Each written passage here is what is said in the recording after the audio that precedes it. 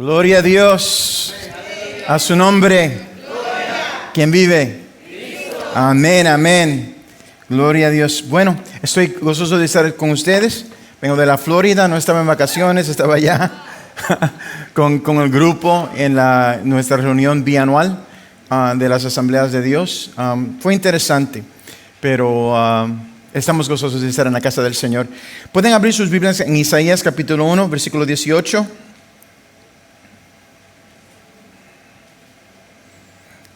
Cuando lo tengan, digan amén.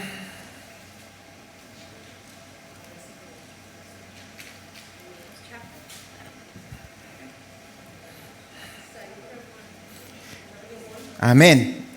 Se lee así. Vengan, pongámonos las cosas en claro, dice el Señor.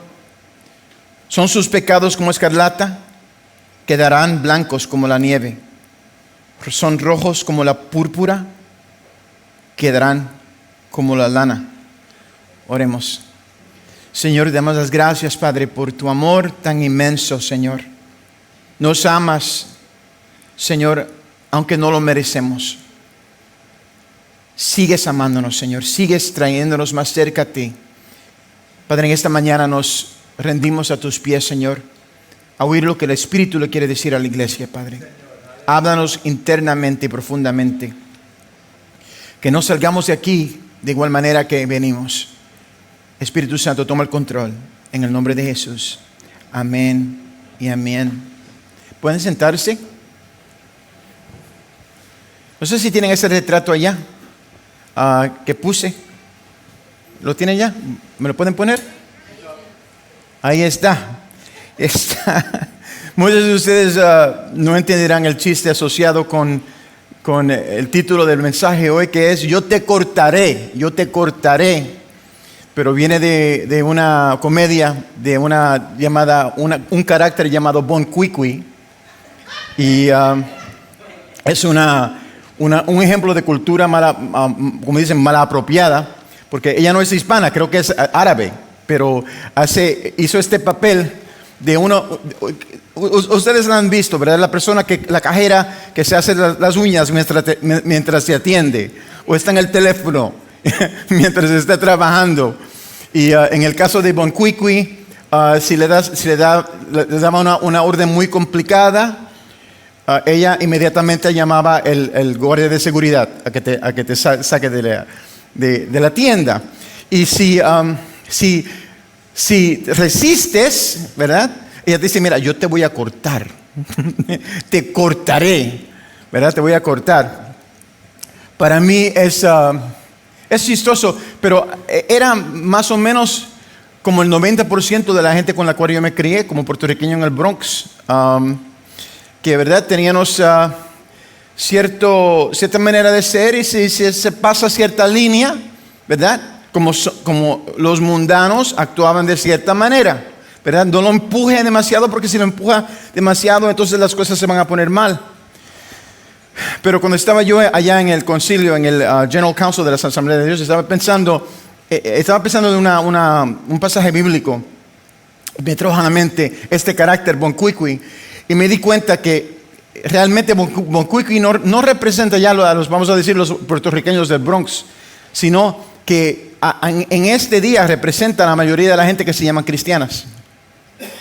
Es decir, que decimos, ¿verdad?, que somos de cierta manera, pero cuando nos hacen la mínima cosa, cualquier cosita, nos alteramos, nos ofendemos, ¿verdad? Queremos corregir, tenemos ese carácter, ¿verdad?, que es mundano, que no refleja el carácter de Dios. Que es decir, ama a tus enemigos, ¿verdad? Tenemos que amarnos unos a los otros. Eso es lo que da testimonio al mundo de que Jesús es verdaderamente Dios. En el poema An Essay on Criticism de una persona llamada Alexander Pope, dice: hay nunca tan terrible sed de gloria se jacta, ni el crítico, que se pierde el hombre. La buena naturaleza y el buen sentido deben unirse siempre. Errar es humano, perdonar divino. errar es humano, ¿verdad? To err is humane. En inglés decimos es human, pero en el poema es humano, es ser humano, cometer errores. Pero por perdonar es un acto divino. Cometer errores, amados, es decir, tomar acciones o albergar pensamientos de los que luego nos arrepentimos. Es parte de la condición humana. Habla de nuestra naturaleza como seres humanos. David enmarca nuestro dilema perfectamente en el Salmo 51, comenzando en versículo 3, que dice eso. Dice esto: yo reconozco mis transgresiones, siempre tengo presente mi pecado. Contra ti he pecado, solo contra ti, y he hecho lo que es malo ante tus ojos. Por eso tu sentencia es justa y tu juicio improchable. Yo sé que soy malo de nacimiento, en pecado me concibió mi madre. Básicamente está diciendo: nací pecador. Y por cierto, la mujer que me dio a luz era también pecadora cuando lo hizo. Pablo, más que cualquier otra persona en la palabra del Señor, se centra en el tema diciendo muchas cosas del tema. Comienza con: no hay un solo justo, ni siquiera uno. Romanos capítulo 3, versículo 10. En esa misma carta, solamente unos versículos después, en el versículo 23, Pablo continúa diciendo: pues todos han pecado y han sido privados de la gloria de Dios. Y por supuesto nos lleva a una paradoja interesante de la que Pablo habla directamente en Romanos capítulo 7, que es uno de los capítulos en la palabra del Señor. Ustedes que me conocen, uno de los capítulos favoritos míos, porque el apóstol Pablo es bien sincero en el capítulo 7 del libro de Romanos. Dice: ahora bien, una paradoja se define como una declaración o proposición que parece contradictoria o absurda, pero que en realidad expresa una verdad posible. Comienza diciendo lo que parecía obvio para cualquiera que haya tratado de vivir para Cristo. Eso es lo que dice: he descubierto, el apóstol Pablo, he descubierto el siguiente principio de vida, que cuando quiero hacer lo que es correcto, no puedo evitar hacer lo que está mal. Quiero hacer lo que es correcto, pero hago lo malo. ¿No es la verdad? ¿Amén? ¿Cuántos dicen amén? Entonces Pablo dice algo irónico y profundamente fundamental al punto que estamos trayendo esta mañana. Escuche con qué precisión él pinta la paradoja. Dice: amo la ley de Dios con todo mi corazón. Amo la ley de Dios con todo mi corazón, pero hay otro poder dentro de mí que está en guerra con mi mente. Ese poder me esclaviza al pecado que todavía está dentro de mí.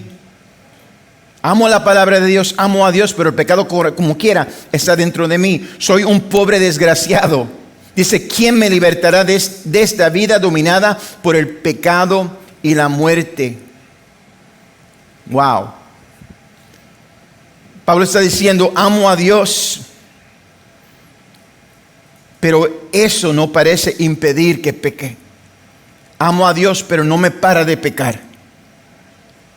Lo que por supuesto parece, al menos a la superficie, contradecir lo que yo he estado enseñando de ese púlpito por muchos años. No nos liberamos de la esclavitud del pecado, amados, simplemente diciendo que ya no vamos a pecar. O es decir, haciendo la declaración: ahora ya paro de pecar. No es como esa vieja y fallida campaña de anuncios de servicio público. En 1987 me vino a la mente cuando se utilizaron el deportista Michael Jordan. Cuando él usó la frase don't use drugs, no use drogas. No trabajó, pero lo usaron en todos los comerciales. Veíamos eso: no use las drogas. No nos liberamos de la esclavitud del pecado simplemente repitiendo la frase: no peques, no peques, no peques en la mente. y de alguna manera paramos de pecar.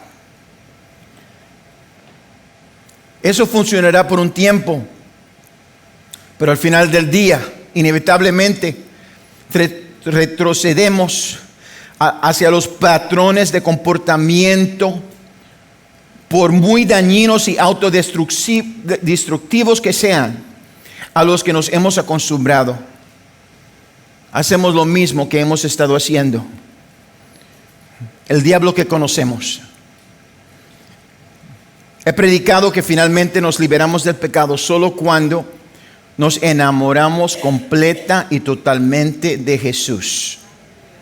Cuando lo hacemos necesariamente, también comenzamos a amar a los que Él ama.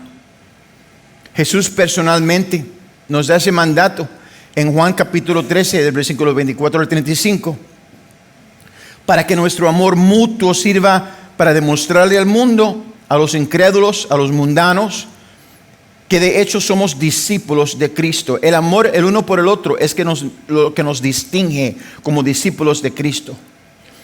El apóstol Pedro, de que vamos a hablar en unos minutos, agrega algo muy interesante al tema en su primera epístola.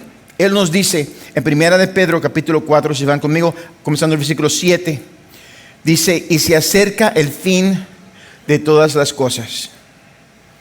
Amados, eso es cierto hoy más que nunca.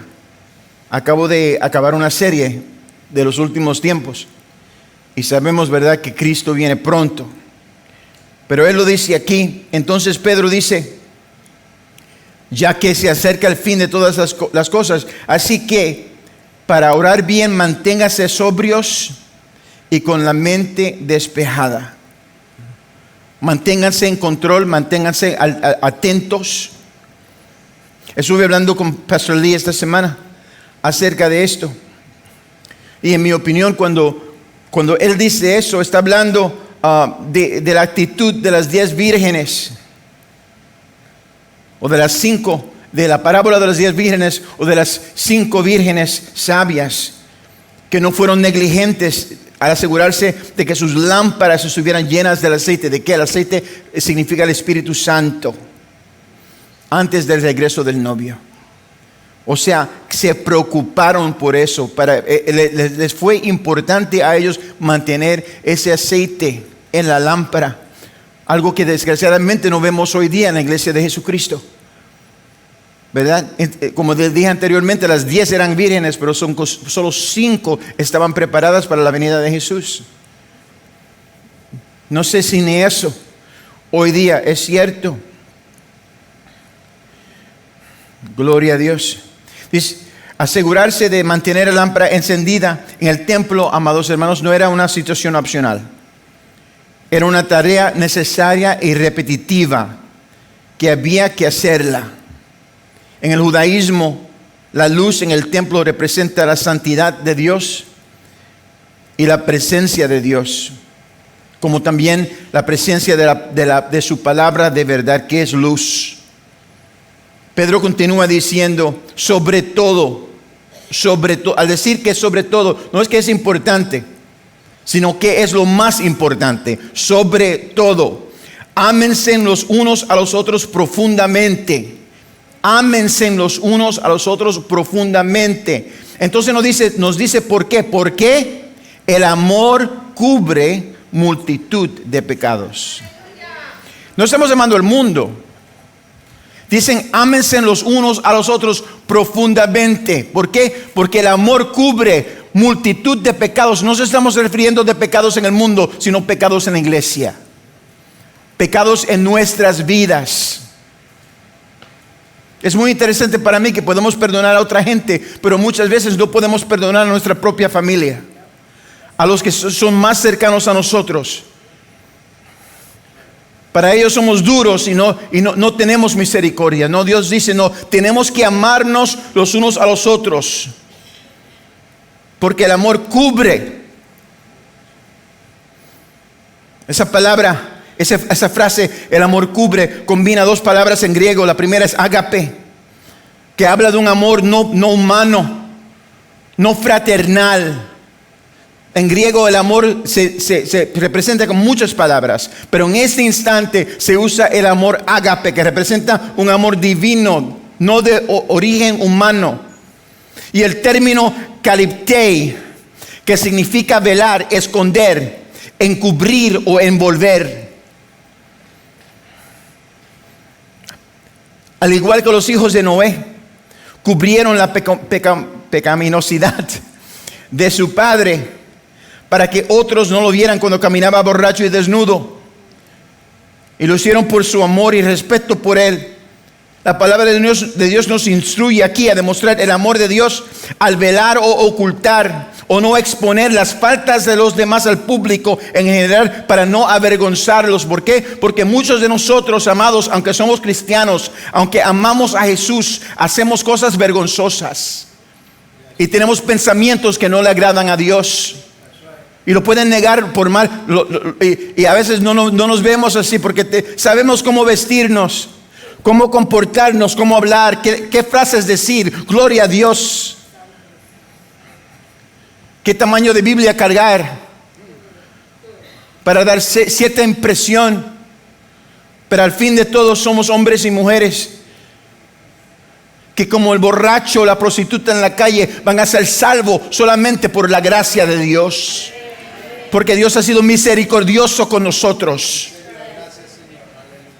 Porque ha visto más allá de nuestras faltas. Y para nosotros es peor porque por allá tienen excusa. Pero nosotros no tenemos excusa. Cuando fallamos sabiendo que no debemos estar actuando así. Que no debemos tener esos pensamientos. Pero como quiera nos rendimos. ¿Y cuál es la actitud, amado? Desgraciadamente en la iglesia matamos a los que están heridos. En el ejército, amados hermanos, cuando alguien está herido en la batalla, no se abandona. Se recoge, se arrastra, se trae. Aunque sea en pedazos, se trae. Porque ese puede ser tú, ese puede ser yo. No nos abandonamos. ¿Desde cuándo está bien abandonar a la gente en la iglesia? Cuando alguien cae, cuando alguien falla. Jesús derramó su sangre por nosotros. Y si pecamos, dice la palabra de Dios, si dice que no pecamos, somos mentirosos. Dice el apóstol Juan en su epístola. Si decimos que no pecamos, somos mentirosos. Qué interesante. Y no estoy diciendo, está bien, no le estoy dando permiso para pecar. ¿Sabe por qué? Porque no necesitamos permiso, lo vamos a hacer como quiera. Porque somos pecadores. Pero somos pecadores que hemos obtenido la gracia y la misericordia de Jesús. Que podemos ir al Señor y decirle, perdóname, Señor. He pecado contra ti y solo contra ti he pecado. Ten misericordia de mí, Señor. Lávame con tu sangre, Salvador. Límpiame de toda mi maldad. Gloria a Dios. Debemos, como dice, como nos instruyó Jesús. Y para mí siempre fue interesante el Padre Nuestro. Perdona nuestras deudas como nosotros perdonamos a nuestros deudores. Perdona mis transgresiones como yo perdono a aquellos que transgresan contra mí. Es interesante que Jesús ata nuestra habilidad de perdonar al perdón que nosotros vamos a recibir. Voy a repetir eso. Él ata el perdón que vamos a recibir de Él a nuestra actitud y a nuestra habilidad. No habilidad, porque realmente no es una habilidad que tenemos. Como dijo el escritor, el poeta, ¿verdad? Perdonar es divino. Perdonar es divino. ¿Por qué? Porque implica también olvidar. Nosotros decimos que perdonamos, pero no olvidamos. el Dios soberano, el Dios que creó los cielos y la tierra, el Dios que puso el universo en su sitio, Él dice, no me recordaré de tus transgresiones. Cogeré tus pecados y lo tiraré en la profundidad del mar. ¿Por qué? Porque no me puedo recordar y a la misma vez perdonar. Tenemos que rendirnos a Dios y perdonar por completo como Dios nos ha perdonado a nosotros. Él no te ve a ti y a mí de acuerdo a lo que merecemos, porque lo que merecemos es muerte. Pero Él te ve a ti y a mí a través del acto de Jesús en la cruz del Calvario. Somos limpios con la sangre eficaz, con la sangre de Jesús. Amén. Y ya no somos lo que éramos. No somos lo que vamos a hacer todavía, pero no somos lo que éramos. Gloria a Dios. ¿Por qué es que aquí dice Él que eso es lo más importante? Claramente, porque a veces nuestro amor por Jesús no será suficiente para impedir que actuemos tontamente y que hagamos cosas realmente tontas. Y el pueblo de Dios dice, amén. Yo sé que hay algunos perfectos aquí. Si usted es perfecto, perdóneme. Esta predicación no es para usted. Amén. Si usted es una persona que nunca peca, gloria a Dios. Cuando yo me vaya del templo hoy, tócame ahí. Quizás por tocarme alguna de su gracia cae sobre de mí y me quita este asunto de pecado. Gloria a Dios. Pero el resto de nosotros tenemos que bregar con esto. Y cuando hablo de pecado, entra ahora Pedro. Pedro para mí es un carácter bíblico que yo amo realmente. Todos tenemos un amigo como Pedro. O queremos tener un amigo como Pedro. Ese amigo que está ahí como quiera. Yo estoy ahí. No importa lo que te pase. Era el compañero, en inglés yo le digo el homeboy. Pedro era el homeboy de Jesús. Era el compañero, el títere que andaba con Jesús. ¿Verdad? Un ejemplo perfecto de un hombre cuyo corazón estaba bien, pero cuyas acciones a menudo no se alineaban con su corazón, ni tampoco con el corazón de Dios. En Mateo capítulo 16, versículo 21, Jesús les dice a sus discípulos, inclusive a Pedro, todo lo que le estaría sucediendo, incluso el hecho de que sería torturado y ejecutado. Pedro entonces lleva a Jesús a un lado privado y reprende a Jesús, básicamente diciéndole a Cristo, no dejaré que esto te suceda. A la cual Jesús lo mira en la cara. En Mateo 16, 23 le dice, aléjate de mí, Satanás. Quieres hacerme tropezar. Qué interesante. Él está amando a Jesús. Él está demostrando su amor. A veces no es lo que nosotros queremos, sino lo que Dios quiere. Y tenemos buenas intenciones, pero son intenciones de nosotros y no cumplen la voluntad de Dios.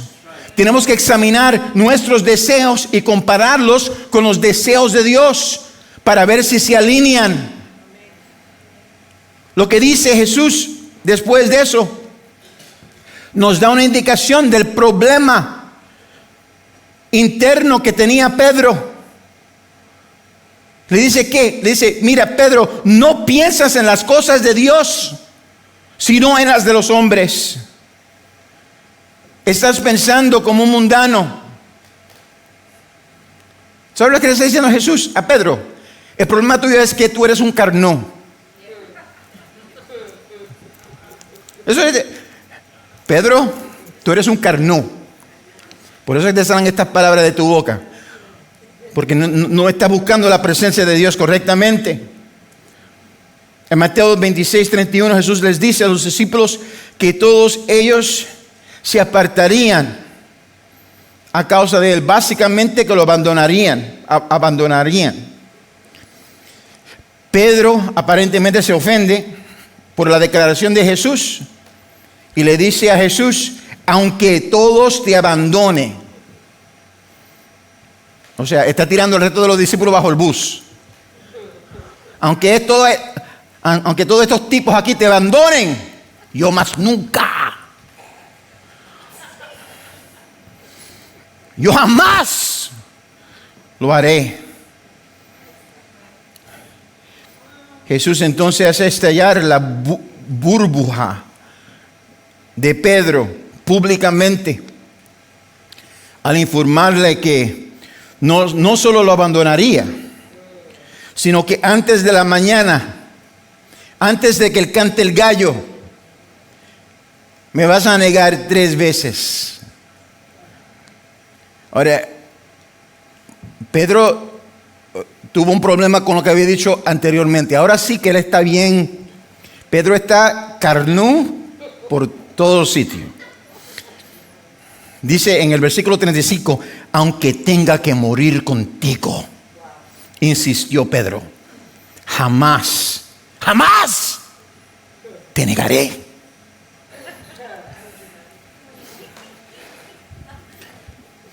Jesús no dijo nada, no respondió. Jesús lo miró y dijo, ok.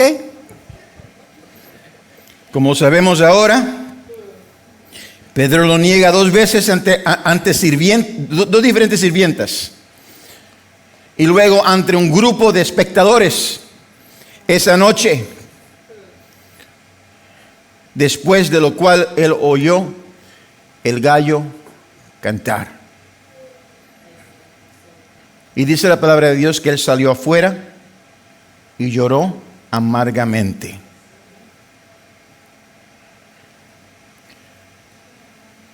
Vemos los actos de Pedro, ¿verdad? No muy buenos. Pero esas palabras que nos da, describiendo lo que está pasando, Dios nos da esas palabras para que podamos entender la actitud, no solamente el comportamiento de Pedro, pero para que podamos analizar los pensamientos internos. Él, ¿verdad?, negó a Jesús 3 veces. Sabemos que amaba a Jesús, pero como quiera lo negó. Pero realmente sabemos que amaba a Jesús, porque después que oyó el gallo cantar, se sintió completamente terrible. ¿Por qué? Porque había cometido un error grandísimo. Porque había negado al que ama. Pero justo antes de que hizo esto, hay una parte fascinante de la historia que motivó el mensaje de hoy. Y es algo que sucedió en el huerto de Getsemaní al pie del monte de los Olivos. Y si van conmigo a Lucas capítulo 22, podemos leer la historia. La Biblia nos dice, todavía estaba hablando Jesús cuando se apareció una turba y al frente iba uno de los 12, el que se llamaba Judas. Este se acercó a Jesús para besarlo. Pero Jesús le preguntó, Judas, ¿con un beso traicionas al Hijo del Hombre? Los discípulos que lo rodeaban, al darse cuenta de lo que pasaba, dijeron, Señor, ¿atacamos con la espada? Quiero que ustedes vean el pensamiento, el pensar de los discípulos. ¿Verdad? Jesús vino no como un gobernador político, ¿verdad? Vino como Rey de Reyes y Señor de Señores, como el Mesías de Israel. Vienen esta gente a arrestarlo y los discípulos, ¿qué dicen? Sacamos las pistolas, sacamos los cuchillos, Jesús. Es decir, si van a usar espadas, se supone que tengan espadas. ¿Me están oyendo? En inglés decimos, these guys were packing. ¿Ok? Lo tenían. Gloria a Dios.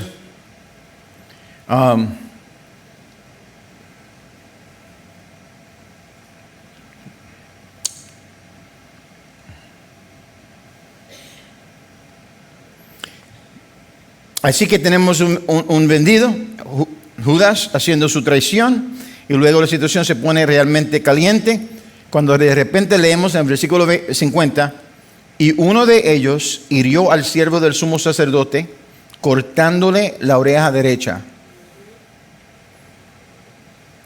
O sea, ellos estaban hablando de usar la espada, pero uno de ellos se fue más allá de hablar.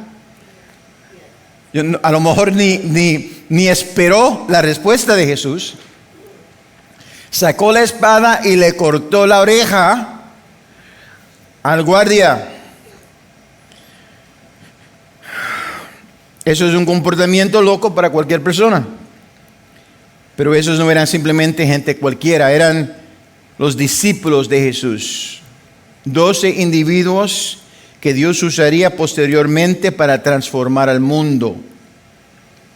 Hombres que caminaron diariamente con Jesús durante 3 años, quienes se sentaron no bajo las enseñanzas del pastor Mario. Yo puedo entender este comportamiento, boncuicui, de las personas que han caminado conmigo. Al fin de día, soy un puertorriqueño del Bronx. Pero esta gente aprendieron cómo ser cristianos de un individuo llamado Jesucristo. Y como quiera, ese es el comportamiento que vemos. Sacó el cuchillo y lo cortó en el nombre de Jesús. Versículo 51. ¡Déjenlos! Grita Jesús. ¡Déjenlos!, ordenó Jesús. Entonces le tocó la oreja al hombre y lo sanó. Jesús, es como Jesús vio a la persona y dijo: ¿qué te pasa, hombre? Y levanta la oreja y le vuelve a poner en la cabeza del guardia.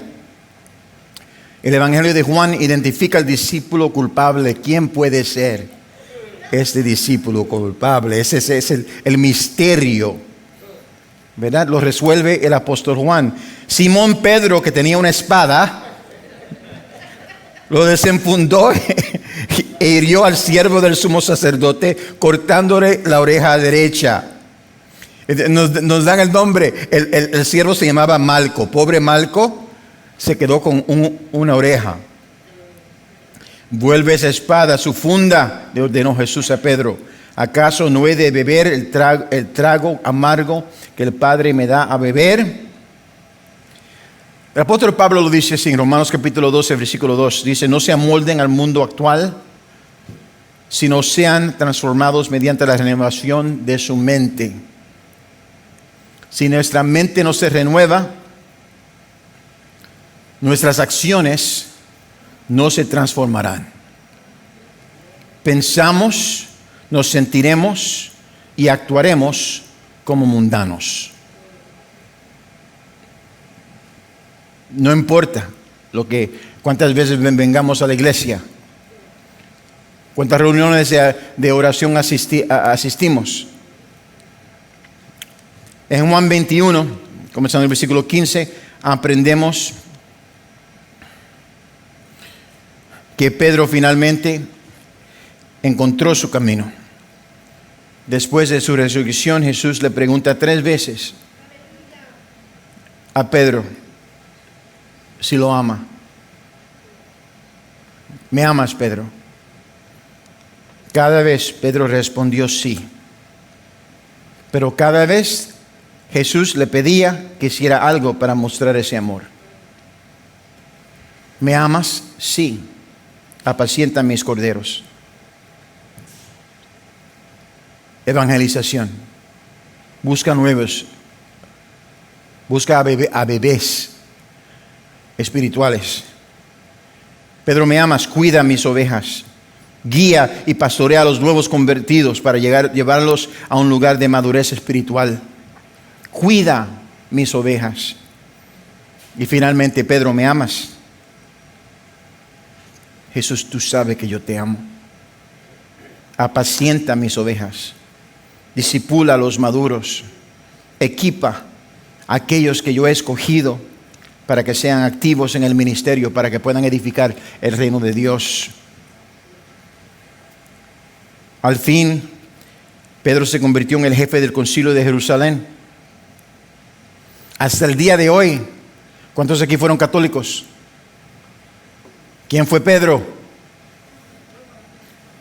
De acuerdo a ellos, el primer papa de la iglesia católica, la piedra fundamental de la iglesia católica, este muchacho con la espada, este muchacho loco. Ahora fue el jefe del concilio de Jerusalén, respetado por todos los discípulos y todos los cristianos en el primer siglo. Entonces Dios nos relata otra historia muy interesante en el libro de Gálatas, capítulo 2, versículo 11. En ese capítulo nos dice eso.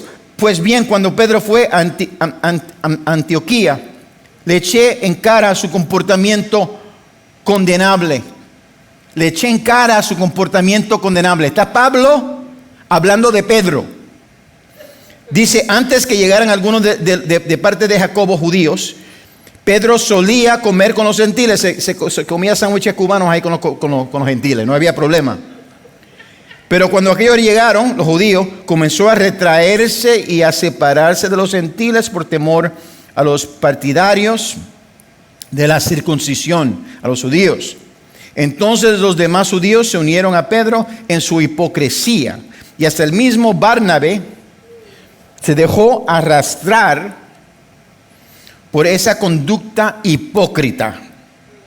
Cuando vi que no actuaban rectamente, como responde a la integridad del evangelio, le dije a Pedro delante de todos, o sea, le hice esta pregunta al frente de todo el mundo: si tú que eres judío vives como si no lo fueras, ¿por qué obligas a los gentiles a practicar el judaísmo?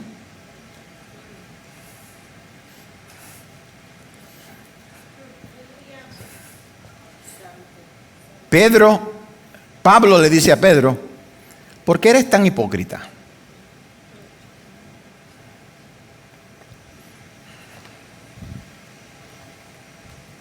¿Amaba al Señor? Sí.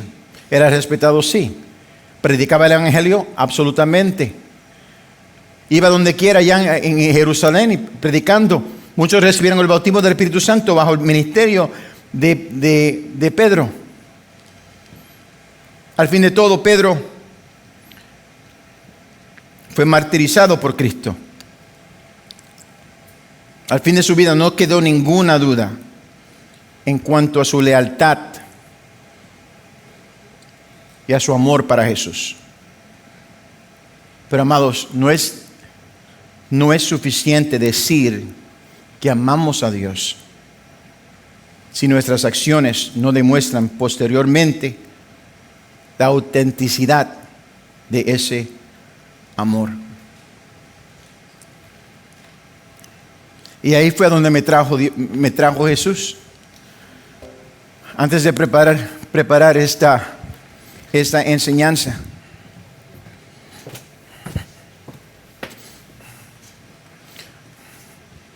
porque le he dicho que tenemos que amar a Dios. Si vamos a liberarnos de lo que nos ata, tenemos que amar a Jesús. Pero ese es el principio. ¿Por qué? Porque podemos amar a Jesús, pero quizás amar nuestro pecado un poquito más.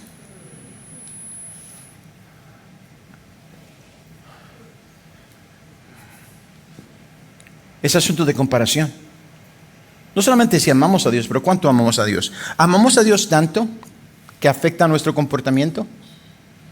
¿Que afecta cómo pensamos? ¿Que nos trae, que nos lleva a un punto a donde queremos ser útil en las manos del Señor, a donde podemos rendir totalmente?